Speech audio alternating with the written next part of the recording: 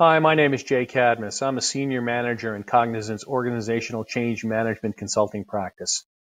Today I want to talk to you about how to run large-scale online meetings or virtual town halls more effectively. I think we've all been on that call, all been in that town hall where, it's noisy, it's disorganized, it starts late, it runs over.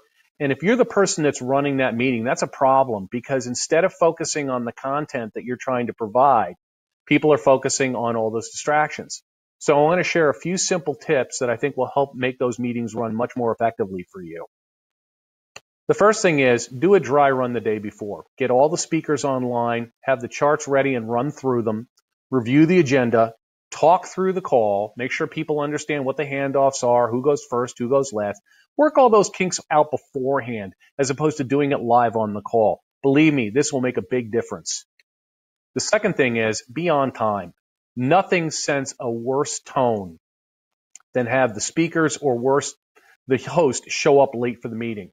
It just leaves a bad taste in the mouth of everybody that's on the call. And again, instead of focusing on what you have to present to them, they're already annoyed. So make sure you start on time and stop on time. If you're a presenter on the call, make sure you're in a quiet place. You don't want to be in a large conference room or a public place. All right. You want to go someplace where you can close the door, someplace where there's not a lot of outside noise, because that background noise is a huge distraction. When you're connecting your audio, do it by phone and not through the laptop. This will dramatically improve the call quality.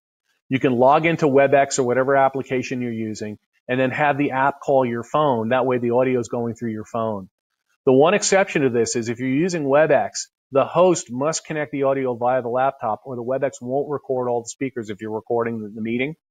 A way to get around this issue for the host is have a non-speaker play the role of the host.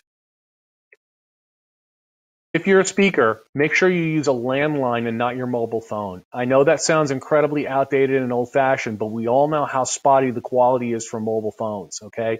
You get noise in the background, you get dropouts, you even get calls drop entirely. You don't want to have a key speaker whose phone goes out on them in the middle of the presentation. Again, huge distraction.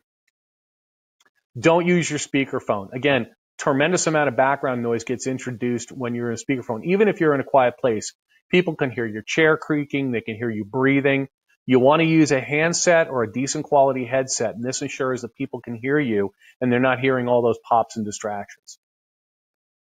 For non-speakers, you want to mute all the non-speaker lines. We've all been on that call, again, where, some guy forgets to mute his phone and he sounds like he's taking the call from the Holland Tunnel or a missile test range. Mute all the lines. If you want to open them up one by one for the Q&A, that's fine. But in the meantime, mute all the non-speaker lines. When you're not speaking, if you're one of the presenters on the call, mute your own line. Okay, again, this cuts down on all the background noise, okay? Use the mute button on your phone as opposed to the one on WebEx or the other application because that will cut down on all the beeps and boops that happen when you do the mute and the unmute of the application. When it comes to charts, simple and few is best. If you're running a 30-minute call and you're speaking, for 5 to 10 minutes at a clip, you really shouldn't have maybe 3 or 4 charts, and they should be declarative and readable. We've all seen those charts on these calls that look like they came off the UFO that crashed in Roswell back in the 1950s. Remember that your charts are not your presentation, you are. And for heaven's sake, don't be boring.